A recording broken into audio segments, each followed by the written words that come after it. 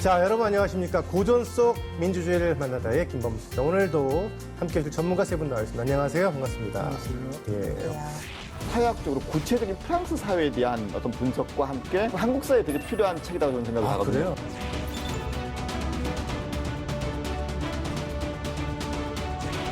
그 인간의 본질을 탐구를 하는데 그것이 사실은 그 경제적 동물만은 아니다라고 하는 걸 알려주는 것 같아요.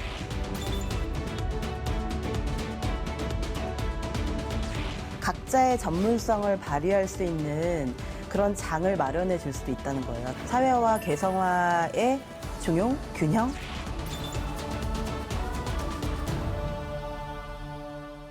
요즘 날씨가 더운데 어떻게 잘 지내셨어요? 네, 점점 더 이제 마스크 쓰고 생활하기 어려워지는 시기가 오고 있는 것 같아요. 그럼에도 불구하고 열심히 마스크를 쓰고 다니면서, 답답하더라고요. 다니면서, 네. 독자들과 만나는 그런 시간을 갖고 네. 있습니다. 네. 홍 교수님은 이제 뭐 워낙 우리 시청자분들하고도 친근하신데 어떻게 지내세요, 요즘에는? 그냥 요즘은 혼자 노는 게 익숙해지는 것 같아요. 그렇게 혼자 잘 놀고 있습니다. 예. 우리 하 교수님도 자기소개 좀 부탁드리겠습니다. 네, 저는 지금 목포대학교에서 학생들 가르치고 있고요. 그러세요? 네. 네. 그래서 뭐 좋은 사람을 불러주셔서 아, 촌이라면서요. 촌이 어디 감사드립니다. 먼 곳까지 발걸음 해주셔서 감사합니다. 네, 잘 고맙습니다. 부탁드리겠고요. 자, 오늘 고전 속 민주주의를 만나다 저희가 함께할 책은 과연 무엇인지 함께 보시죠. 현대 사회학의 아버지라 불리는 프랑스의 대표적 학자 에밀 듀르켐. 사회학이라는 용어는 오기스트 콩트에 의해 처음 사용되었지만 이를 하나의 학문으로 정립한 사람은 바로 에밀 듀르켐이었다는 후대의 학자들의 말처럼 그는 독일의 사회학자이자 사회주의자였던 막스 베버와 함께 사회학의 양대 전통을 개척했다는 평을 받고 있다. 이상주의자가 생물학적 영역으로부터 심리학적 영역을 구분하는 것처럼 우리는 사회적인 영역으로부터 심리학적 영역을 떼어놓는다. 사회적 사실을 과학적 탐구 대상으로 보는 콩트의 전통 위에 사회학적 이론을 경험적 연구와 결합하고 통계를 통해 사회를 분석하는 현대 사회학의 방법론적 기초를 마련했다. 에밀 듀르켐의 박사학위 논문이자 대표적 저서로 자리 잡은 사회 분업론. 복잡하게 분화된 사회에서 개인과 사회의 관계에 대한 통찰을 제시한 사회 분업론을 재조명해 본다. 자, 오늘 저희가 함께할 책은 에밀 듀르켐의 사회분업론입니다. 자, 그런데 제가 이 불어 전공자가 아니라서 이 에밀 듀르켐이라고 하는 게 발음이 맞는 건지 아니면 뭐 듀르켐 죄송해요, 시청자 여러분들. 제가 이거 어떻게 발음하는 게 정확한 겁니까? 이걸 발음을, 그러니까 듀켐, 듀샹. 한국에서는 듀르켐이라고 쓰는 게 듀켐 이렇게 듀르켐 하잖아요. 하는데 원래 저는 듀르캄이라고 했던 게 듀르캄, 예, 네. 듀르카임. 카인. 듀르카임 이렇게 하거든요. 약간 독일식 해주는 게. 그래요? 예, 에밀 듀르켐이 알사스 지방에서 태어났거든요. 예, 이렇게 그래서 예. 도고와 불어의 그런 거죠. 예. 그리고 듀르카임. 그쪽에서 제가 수업들을 다 항상 듀르카임이라고 하는 걸 저는 그렇게 익숙해서 들어서 저는 그렇게 되는 것 같아요. 저는 듀르카임이라고 많이 하고 듀르카임. 아까 한 선생님 듀르켐이라고 하시던데. 선생님 어떻게 근데 저는 우리 대학 때 수업 들을 때는 네. 듀르갱으로 그죠, 했던 것 같아요. 그죠, 그죠. 지금 더 이상 듀르갱이라는 말은 안 하고요. 네. 말씀하신 대로 이제 듀르카임이나 듀르겜 이렇게 쓰는 경향이 많은데 그거를 이제 전혀 프랑스적으로도 말할 수가 없고 독일어 발음으로도 갈 수도 없는 약간 어떻게 보면 어중간한 발음인 것 같기도 하고요. 근데 이제 듀르겜 전공자들은 또 듀르겜이나 듀르케임이라고 또 쓰기도 하는 것 같아요. 가위바위보 한번 해보세요. 자, 가위바위보. 자, 가위바위보. 두 분 짜셨나요? 자, 가위바위보. 자, 듀르케임으로? 듀르캠? 저는 이기셨으니까? 듀르캠. 듀르캠으로. 듀르캠으로 자, 하겠습니다. 시청자분들, 오늘은 저희가 듀르캠으로. 다음에 이기시면 듀르카임으로. 어떤 인물인지 작가님이 좀 먼저 소개 좀 해주시겠어요? 에밀 듀르켐은 이 아노미라는 말도 네, 많이 네, 들어보셨죠? 그 아노미라는 말을 썼던 네. 그 사회학자이기도 하고 또 막스 베버와 함께 뒤르켐은 사회학의 창시자로도 많이 불리고 또 어떤 분들은 칼 마르크스랑 합쳐서 세 사람이 사회학에 커다란 기여를 했다고 보시는 분들도 있더라고요. 그런데 우리가 지금 사회학이라고 알고 있는 것이 물론 사회학이라는 언어를 제일 먼저 소셜러지라는 말을 쓴 것은 콩트가 먼저 했다고 하더라고요. 네네. 그런데 사회학의 정작 내용을 무엇으로 할 것인지 사회학에서 무엇을 어떻게 연구해서 사회에 어떻게 기여할 것인지를 어떤 정말 좋은 모델을 보여주는 사람은 뒤르켐이었던 것 같아요. 아하. 그래서 뒤르켐의 자살론을 보면 이 자살을 하는 사람들이 우리는 보통 지금까지도 있는 편견이 그 사람이 뭔가 어렸을 때 병이 있지 않았을까 아니면 환경이 안 좋지 않았을까 이런 그렇죠. 식으로 네네. 뭐 개인의 문제로 치부하는 경우가 아직도 많아요. 그럴 수 그런데 있죠. 네. 이제 약간 자살한 사람과 살아있는 사람의 어떤 관계를 끊기 위해서 좀 모진 방식으로 자살한 사람을 또 한 번 소외시키는 방법이라고 생각을 하거든요. 그런데 뒤르켐은 자살론이라는 책에서 개인의 자살은 그냥 개인 혼자만의 잘못이 아니고 절대로 아니고 사회의 책임이 있다는 거예요. 네. 예, 사회가 그렇게 그 사람을 몰아간 측면이 분명히 있고 왜 개인은 자살할 수밖에 없는 그런 환경까지 그런 상황까지 가게 되는가를 통계를 통해서 아하. 연구를 해서 어떻게 나름? 하면 자살을 줄일 네. 수 있는지를 연구한 책이에요. 그러니까 굉장히 저는 뒤르켐이 따뜻한 사회학자라고 생각을 하거든요. 그렇군요.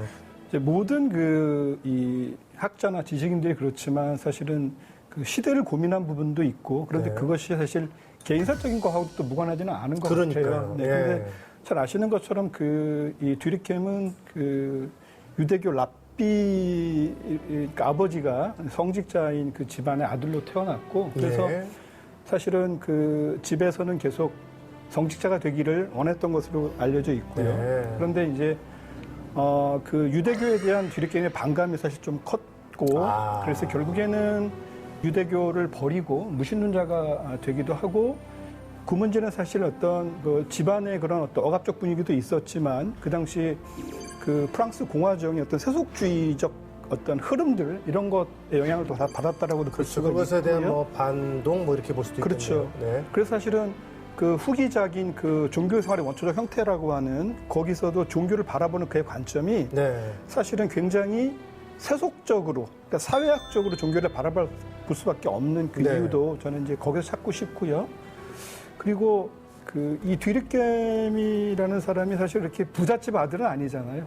경제적으로는 그렇게 좋은 집안의 아들은 아니었고 풍요롭지는 않은 않았죠. 거죠. 또 네. 농촌에서 살았던 그 어떤 청년이었는데 그래서 아무튼 공부를 굉장히 잘했잖아요. 그래서 내가 공부로 성공을 해야 되겠다. 그래서 뭐 우리도 그렇지만 사실 프랑스도 이 파리로 가서 그렇죠. 두각을 나타낼 수밖에 네, 없는 그게 그런 뭐 구조였고 인지상정이죠. 그렇죠. 네. 그래서 몇 번의 실패를 하고 이제 고등학교에 들어가서 친구들하고 교류를 하는데 문제는 이제 그런 개인적인 열망을 가지고 파리로 갔지만 시대가 그를 개인적인 열망의 지식인으로 남겨놓지는 않았다라고 하는 것 그렇죠. 같아요. 네, 그 그렇게 당시 네, 그렇죠. 프랑스에 굉장히 많은 어떤 갈등과 혼란과 무질서 이런 것들이 이 뒤르켐이 자신의 친구들하고 시대의 어떤 그런 문제들을 같이 사유하고 뭐 답을 찾는 그런 어떤 사회적 인간으로서의 길을 네. 갈 수밖에 없게 만든 것 같고요. 네네. 아마 그 중에서 장 조레스도 제가 알기로는 친구였던 것 같아요. 그렇죠. 그러니까 네. 굉장히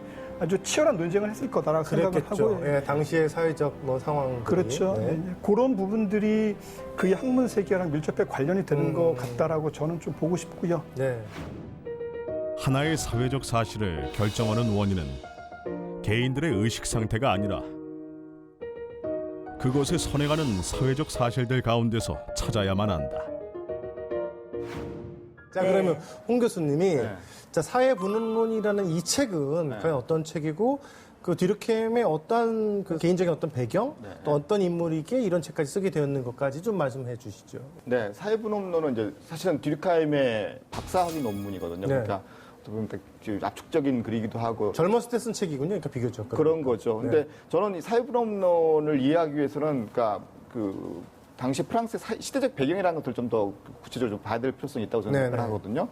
그러니까 아까 이제 그 콩트가 19세기 전반기에 초반기에 소셜로지란 말을 분명히 발명한 건 사실인데 듀르카임은 물론 소셜로지란 말을 사용하긴 하지만은 그럼에도 불구하고 사실은 소셜로지란 말 자체를 통해서 콩트가 했던 것은 어떤 보편적인 사회에 대한 분석이었다라고 얘기를 하거든요.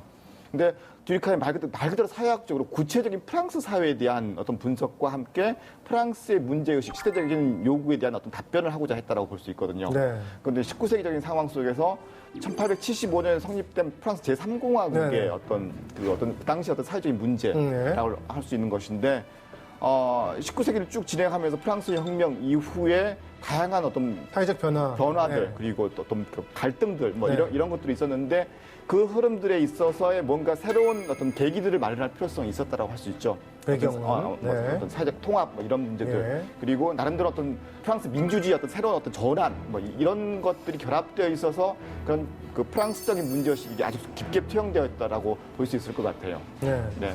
제가 알기로는 1879년도에 아마 그 고등사범에 들어가는데 격변기 이후에 막 들어가는 거네요. 그렇죠. 네. 그래서 사실은 그 보불 전쟁이나 또 파리 꼬민과 같은 그런 어떤 굉장히 극단적인 내전을 10대 때 겪잖아요. 네.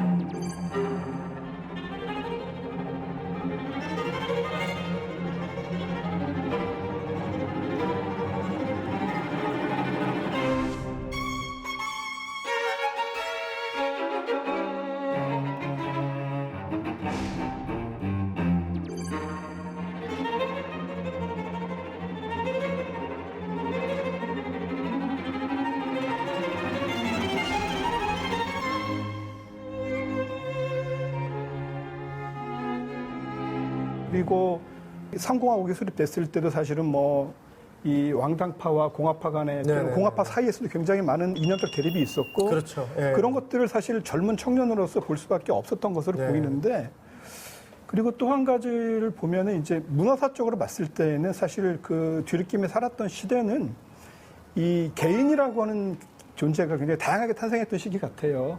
그러니까 노동자들도 이제는 어떤 그 지갑이 좀 두둑해지면서 사회 구성원의 여러 가지 형태들이 나타나는 그렇죠. 실제로 이제 노동자 출신의 여성들도 뭐 카페에 가가지고 커피를 마실 수 있는 여유도 생기고, 그러니까 개인이라고 하는 존재가 다양하게 등장하는 것을 목도를 했고, 그런데 이제 그 개인들이 어떨 때를 보면은 굉장히 그 또 군중의 모습을 또 보이기도 했던 거죠. 그렇죠. 네. 네. 그래서 제가 판단하건대 드리킴의 고민은 그런 어떤 프랑스의 시대적 고민과 더불어서 이 개인들이 자율적인 그런 자기의 또 욕망과 필요를 가지고 살아가는데 이 개인들이 군중으로 떨어지지 않으면서 뭔가 서로 이렇게 어떤 윤리적 존재, 도덕적 존재로 뭉쳐서 뭔가 좋은 사회를 만들 수 있는 방법은 없을까? 네. 그런 것들에 대한 고민이 사회분업론이라고 하는 책의 문제의식이 아닐까 뭐 저는 그렇게 생각을 합니다. 무정부주의는 인간에게 고통스럽다. 인간은 그 날카로운 고통과 무질서를 겪게 되는데 이것은 개인 사이에 관계된 규제의 영향력이 결여될 때 매번 일어나는 현상이다. 그러므로 인간이 그의 가까이에 있는 동료와 전시 상태에서 살아가는 것은 좋은 일이 아니다. 자, 이렇게 세 분의 말씀을 들으면서 이제 오늘은 듀르켐으로 하기로 했으니까 에밀 듀르켐의 사회 분업론 그리고 개인적인 측면에서의 또 듀르켐은 또 어떤 생각을 또 했었는지까지도 굉장히 흥미로워지는데요. 조금 더 자세하게 알아보도록 하겠습니다. 독실한 유대인 가족에서 태어난 에밀 듀르켐. 그러나 그는 성직자가 되라는 집안의 권유를 거절하고 사회학자의 길을 걷기 시작한다. 에밀 듀르켐이 활동하던 시기 프랑스 사회는 큰 혼란에 빠져 있었다. 1789년 프랑스 혁명이 일어난 이후 제3공화국이 들어선 1870년까지 15개에 달하는 체제가 들어섰다 사라졌고 보불 전쟁, 파리 코민, 드레피스 사건 등 다양한 갈등이 사회를 분열시켰으며 격심한 산업화와 급속한 경제 성장은 새로운 형태의 사회적 갈등을 불러왔다. 프랑스의 사회 불안을 해소할 수 있는 방법, 듀르켐은 이를 사회학을 통해 찾을 수 있다 여겼다. 이 책은 실증과학 방법론에 입각해 도덕 생활에 대한 사실들을 다루기 위한 것이다. 에밀 듀르켐의 사회 분업론, 그 속에 들어있는 해답을 찾아본다.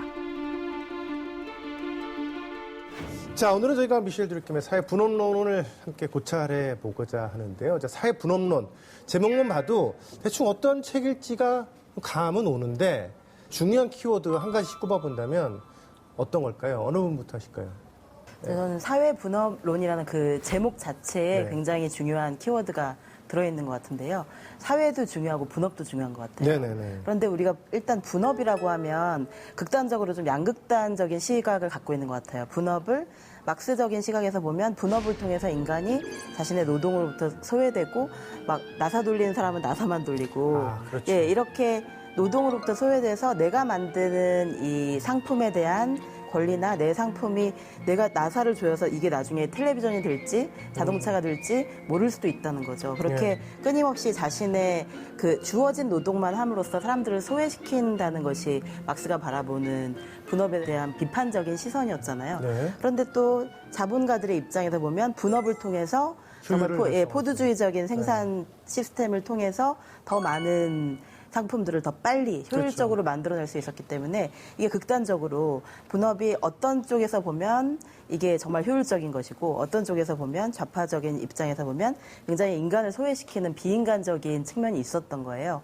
그런데 듀르켐은 그 사이에 존재하는 뭔가를 찾고 싶었던 것 같아요. 그러니까 분업이라는 것이 단지 사람들을 소외시키거나 아니면 사람들을 착취하기 위한 것만이 아니라 분업을 통해서 사회 분업론, 그 앞에 사회가 들어간다는 것이 굉장히 중요한데 모여서 일을 하게 되는 거잖아요. 모여서 일을 하면서 사람들이 각자의 전문성을 발휘할 수 있는 그런 장을 마련해 줄 수도 있다는 거예요. 서로의 전공이 부딪히지 않게. 그러니까 신발 가게 주인이 뭐 미용실과 경쟁하진 않잖아요. 이런 식으로 뭔가 서로의 전문성을 인정해주는 좀 더 커다란 의미의 사회 분업을 생각했던 것이고 또 분업이라는 것을 하다 보면 많은 사람들이 모여서 일하게 되잖아요. 그러니까 모이다 보면 하나의 사회가 되고 공동체가 되어서 서로를 더 배려하고 신경 써주는 그런 새로운 도덕이 창출될 수도 있다는 거죠.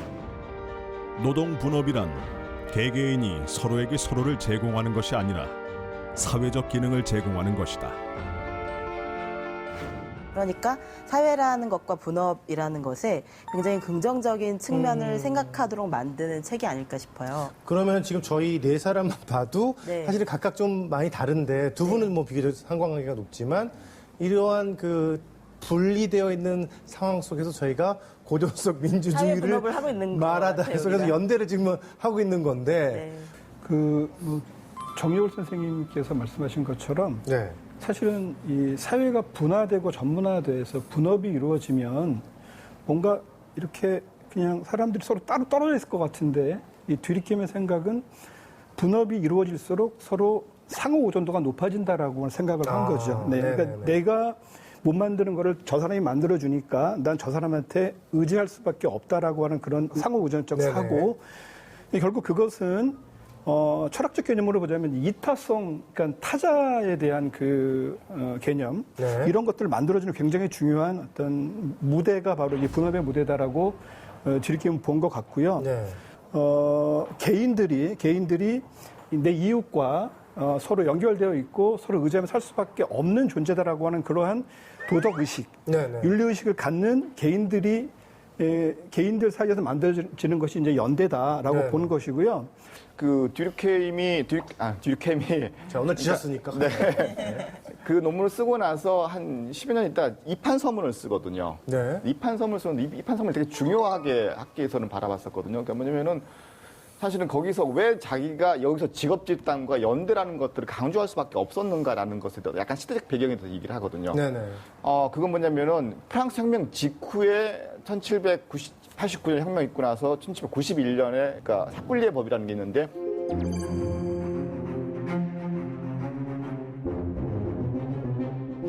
이게 당시 중세에서 이래 존재해왔던 모든 길드와 상업조합, 동업조합을 다 폐지시키거든요. 그래서 이 사회는 이제 개인만이 남아야 된다. 어떤 중간 집단이 있어서는 안 된다라고 하는 거죠. 그게 이제 약간 루소적인 문제의식을 통해 가지고 일반 의지를 형성하는데 어떤 특수이익에 개입해서는 안 된다는 거죠. 개별이익들, 개인의 의지에 어떤 결정으로서 일반 의지가 형성되기 때문에 중간에 어떤 집단이 있어서 안 된다고 해서 이 샤플리법을 통해 가지고 다 그걸 없애거든요. 그래서 쭉 진행돼 왔는데 실제 사회는 개인만 남았던 거죠. 근데 사실은 그렇지 않죠. 구조적으로는. 그러니까 여러 가지 문제들이 발생하는 그렇죠. 거고 실제 아까 한 선생님 말씀하신 것처럼 다양한 이제 사회가 분화되고 하는 과정 속에서의 뭔가 연결고리들이 필요했던 그렇죠. 거죠. 개인만으로는 네. 그렇기 때문에 한계가 이런 차원에서 이런 전통적, 그러니까 그 당시 프랑스 혁명 당시만 하더라도 중세에서 근대 넘어오기 때문에 그랬을지 몰라도 지금은 100여 년이 흐른 이 상황 속에서 뭔가 새로운 끈이라는 게 필요하다, 연대라는 게 필요하다는 거고 그런 것들, 새로운 분업사회에 맞는 어떤 도덕적인 의무감 이런 것들을 맺어줄 수 있는, 할 수 있는 끈으로서의 어떤 연대 이런 개념들이라는 것을 강조했다고 볼 수 있죠. 그럼 하 교수님은 이제 분업과 그 속에서 개인까지도 아마 듀르켐은 조금 더 고찰을 했을 것 같은데 그 분업과 개인까지 좀 이어서 덧붙여 주시겠습니까? 네. 그 이제 서구의 근대가 탄생했을 때 사실은 그 시작은 개인이었고, 네. 그 개인은 이제 홉스의 책에서도 보는 것처럼 욕망하는 개인이었거든요. 근데 문제는 그 욕망하는 개인이, 사실은 때로는 갈등을 하기도 하고 대결도 하는데 문제는 어떻게 해서 그 갈등하는 개인들이 서로 조화롭게 살 수 있느냐, 싸우지 않고 그 문제에 있어서 사실 뭐 홉스나 로크나 초기 그 어떤 계약론자 같은 사람들은 인간의 그 정신 속에 이미 이성이라는 것이 있고 자연법적인 그런 명령이 있어서 자동적으로 그것이 이루어진다. 긍정적인 측면에서 그렇죠. 네, 네. 그 바라보, 또 네. 뭐 스코틀랜드의 뭐 계몽 철학자들은 아담 스미스 같은 경우가 그런 사람인데 인간은 욕망하는 사람이기도 하지만 공감하는 존재이기도 하다라고 하는 그런 네. 생각들을 한 거죠. 근데 듀르켐은 개인의 마음 속에 그런 공감이라든가 자연법적 이성이 있는 게 아니다라고 하는 거죠. 개인이 이기적으로 행동을 하면 그거는 경쟁을 만들어내고 네. 서로 싸움을 불러일으킨다라고 하는 것이고 문제는 그 개인과 개인 사이에서 외적인 어떤 질서로서의 연대라고 하는 것을 도덕이라고 하는 그걸 매개로 해서 만들어내야지만이 진정한 수 의미에서 있다. 어떤 질서와 그런 조화가 이루어질 수 있다라고 이제 보는 거죠. 개인은 서로 다르며 자신에게 고유한 행위 영역을 갖는다. 사람들의 상호작용이 증가하면 사회 분화는 불가피한데 그럴수록 다수의 개인이 상호작용할 수 있는 결속력과 연대가 중요해진다. 이것은 전통적인 방식의 도덕이나 규율로 해결될 수 없으며 철저하게 이질적인 개체성을 용인하는 새로운 도덕률에 의해서만 해결 가능하다. 그러면 자연스럽게 이러한 과정 속에서 국가의 존재 이유도 좀 나올 것 같은데. 그러니까 이전의 어떤 전통적인 시대는 그러니까 사회가 좀 단순했기 때문에 사실은 그러니까 전통적인 사회에서는 이쪽에 기계적 연대가 있다고 생각했어요. 그러니까 네네네. 하나 그 사회가 단순했고 일제 공통의 신념이 하나가 존재했기 때문에 생존하기 위해서는. 네. 크게 이제 그걸 통해 가지고 기계적 연대가 된다고 했는데 이제 현대 사회에 오면서 그 당시 듀르켐이 봤을 때는 막 분화가 되는 것이죠. 다양화되고. 그런데 예. 나름대로 유기적인 연대가 형성되어 있죠. 예. 그런데 그럼에도 불구하고 사실은 다양한 사람들 직업 집단에 의해서 분리가 되어 있는 거고요. 네. 근데 그걸 통합할 수 있는 뭔가의 하나의 집합 의식을 형성할 수 있는 뭔가의 그것이 국가라고 봤던 거죠. 그렇죠. 네. 그래서 이제 사실은 듀르켐 같으면은 어떤 사회정의의 기관으로서 집합의식의 총화로서 국가라는 것이 필요하다고 생각했던 거죠. 근데 동시에 국가가 너무 지나치게 강해져서는 안 되기 때문에 동시에 이 집단과 어떤 긴장 관계는 동시에 가지면서요. 네네. 그러니까 직업 집단과의 긴장 관계를 가지면서 국가가 총괄해낼 수 있는 그런 역할들이 필요하다고 생각을 했던 거죠.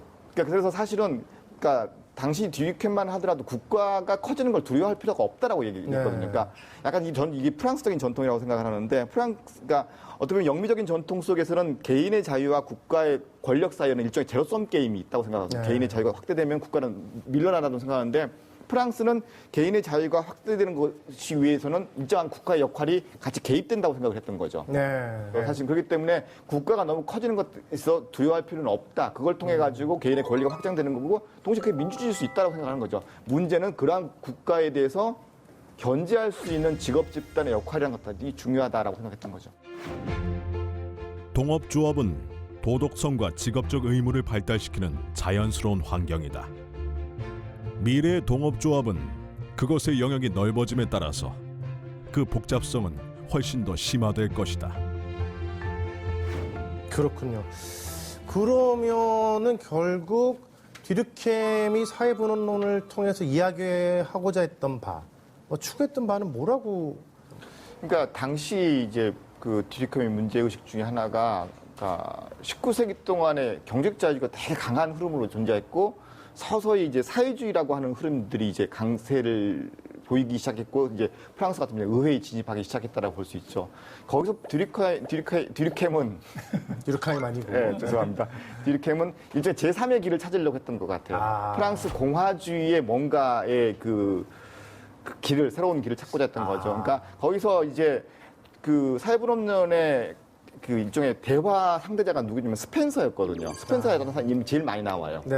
그러니까 스펜서를 비판했던 거거든요. 그러니까 쉽게 말해서 일종의 사회적 다인주의라고 하는 건 이제 적자 생존 이런 아주 경제적 자유주의 대표적인 당시에 이제 사람이었던 거고 쉽게 말해서 스펜서에 대해서는 계약적 연대, 계약을 통해서 모두 연대가 가능할 것이다라고 하는 개념이 나왔는데 그거에 대해서 듀르켐 같은 경우는 비판을 계속 했던 거고요.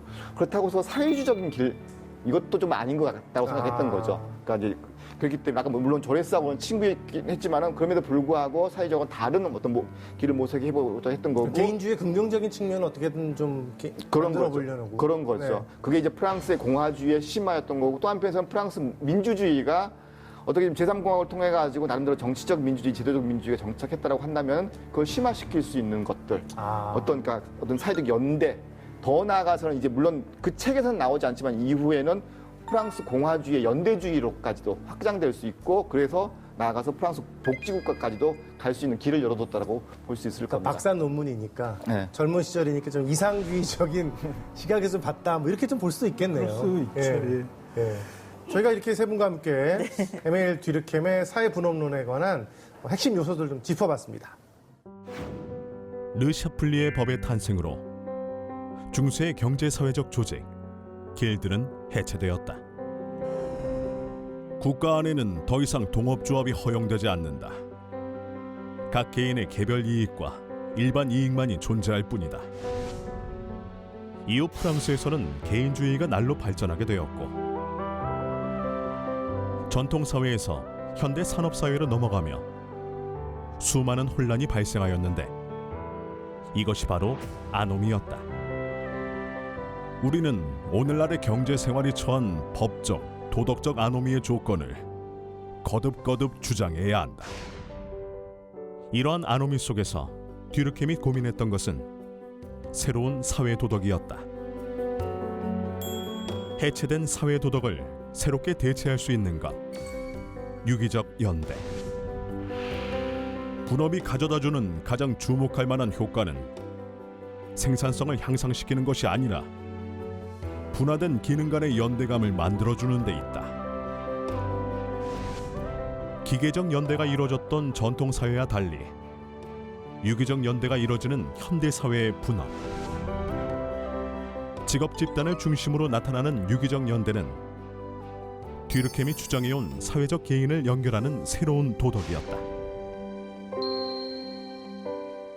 자, 고전 속 민주주의를 말했다. 오늘 저희가 에밀 듀르켐의 사회분업론에 관한 이야기를 해보고 있는데요.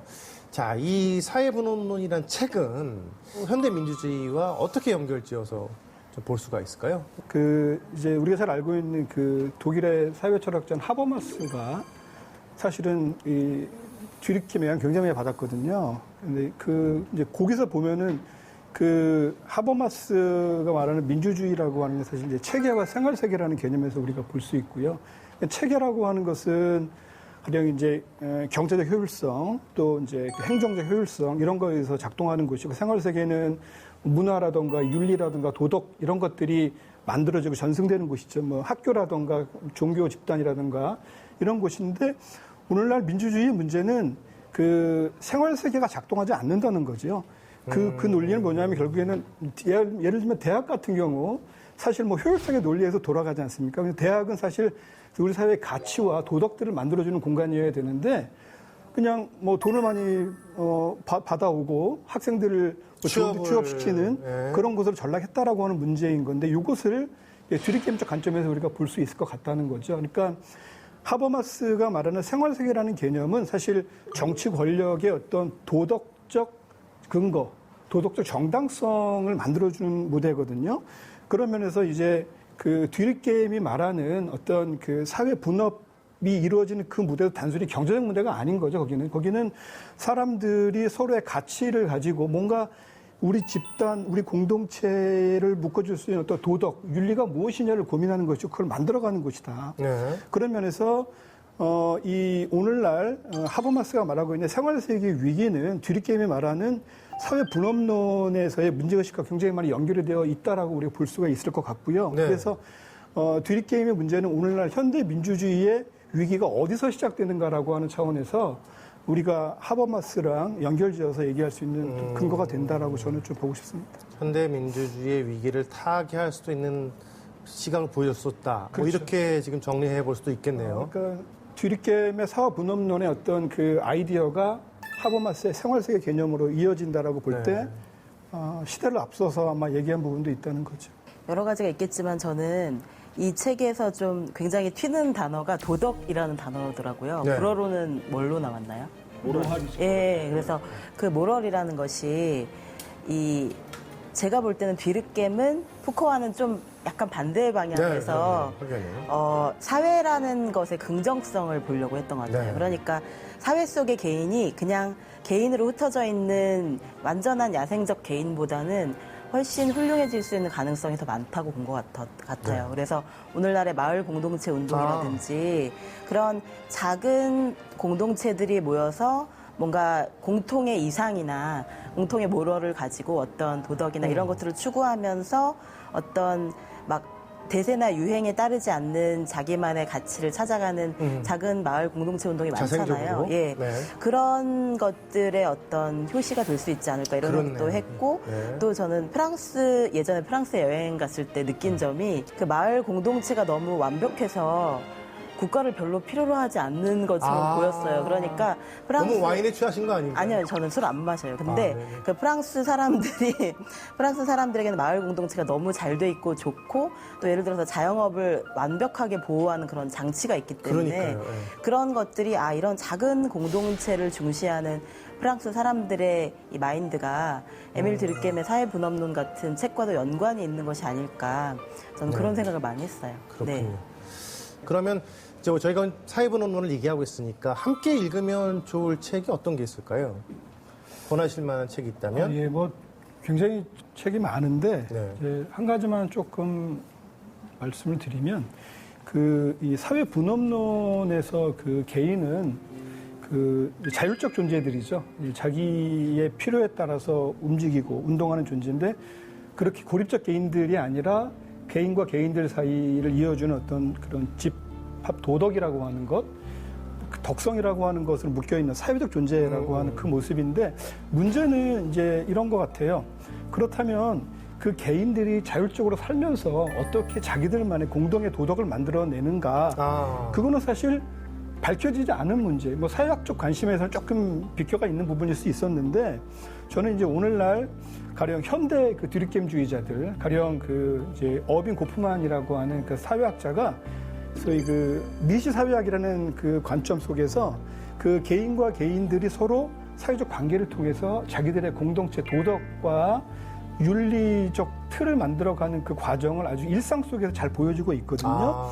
그래서 저는 그걸 통해서 보면 드립게임이 말하고 싶었던 것이 보다 더 구체적으로 드러날 수 있지 않겠는가라는 생각을 하고요. 그 점에서 고프만의 이제 상호작용 의뢰라고 하는 상호작용 예, 의뢰. 그게 두껍지 않습니다.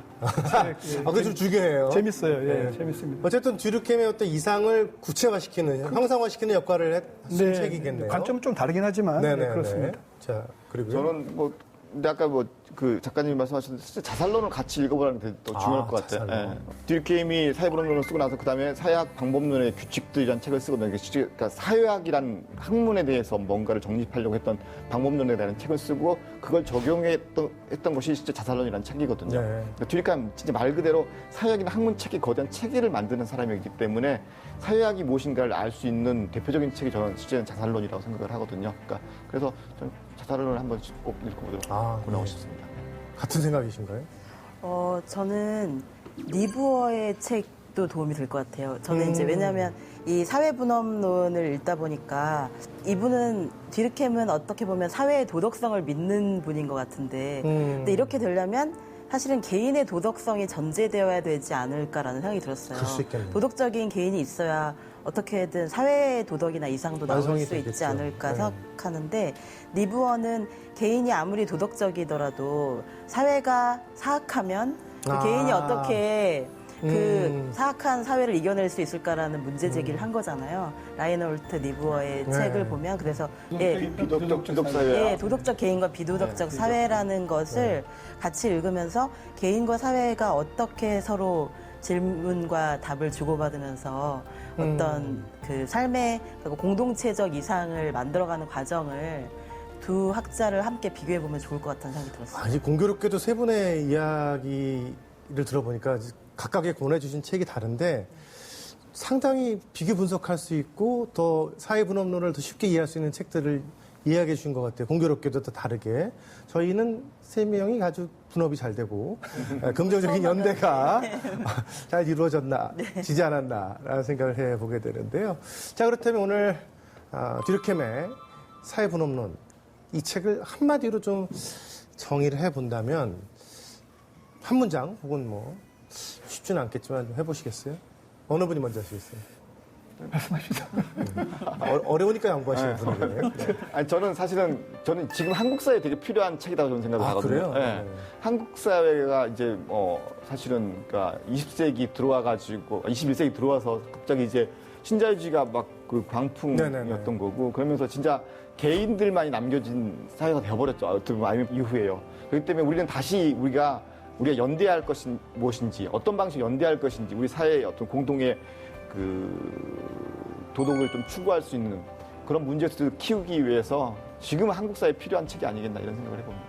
그래서 저는 사회분업론을 읽으면서 인간이라는 존재가 경제적 동물만은 아니다라고 하는 걸 알려주는 것 같아요. 인간은 또 고립적 공간에서 살 수 없는 존재고 항상 남과 함께 더불어 살아야 되는 것이고 그리고 꼭 이 경제적 이익만이 모든 목표가 되어서는 안 된다라고 하는 걸 알려주는 책이라고 생각을 하고요. 네. 그런 면에서 저는 가령 몇 년 전에 그 이제 칼 폴라니와 같은 사람 사상가의 거대한 전환 같은 책에서 그 인간의 본질을 탐구를 하는데 그것이 사실은 오히려 듀르켐 속에서 훨씬 더 아주 치열하게 나타나는 부분이 있다고 생각을 하고요. 네. 이제 그 점에서 사회 분업론이 갖고 있는 어떤 사상적 의미가 있지 않겠나 생각합니다. 예. 사회분업론이라는 조금 딱딱한 제목이지만 저는 에밀 듀르켐의 이 책이 나와 사회의 관계 그리고 만약 내가 사회 속에 살지 않았으면 어떻게 됐을까 타잔처럼 됐을까 막 이런 생각을 하면서 막 많은 상상을 해보게 만드는 책이었어요. 그래서 저는 사회화도 중요하지만 개성화도 중요하다고 생각하거든요. 그런데 그 사회화, 개성화가 너무 극단적으로 이해되면 안 될 것 같아요. 사회화 된다고 해서 그냥 그 사회가 요구하는 체제 수능적인 개인만을 만드는 것도 아니고 또 개성화라고 해서 자기 마음대로 막 방종하는 그런 너무나 일탈적인 개인을 말하는 것도 아닌데 이 사회화와 개성화의 조화가 정말 필요할 때가 지금 같은 상황이 아닐까. 뭔가 위기가 뭐 재앙이나 위기가 닥쳤을 때 사회와 개인과의 관계는 더욱 좀 절실하게 사유될 필요가 있다고 생각해요. 그래서 사회와 개성화의 중용, 균형 이런 것들을 생각해보게 만드는 책인 것 같아요. 그렇군요. 네. 머리가 기시니까 네. 혼자 계시면 타잔이 아니라 라푼젤이. 라푼젤이 울고 갈 것 같아요. 자, 오늘은 저희가 에밀 듀르켐의 사회 분업론에 관한 책을 가지고 세 분 전문가와 함께 해봤는데요. 감사드리고요. 저도 오늘 많이 배울 수 있었던 것 같습니다. 여러분 항상 건강하시고요. 고전 속 민주주의 만화 다음 시간에 다시 찾아뵙겠습니다. 고맙습니다. 안녕히 계십시오.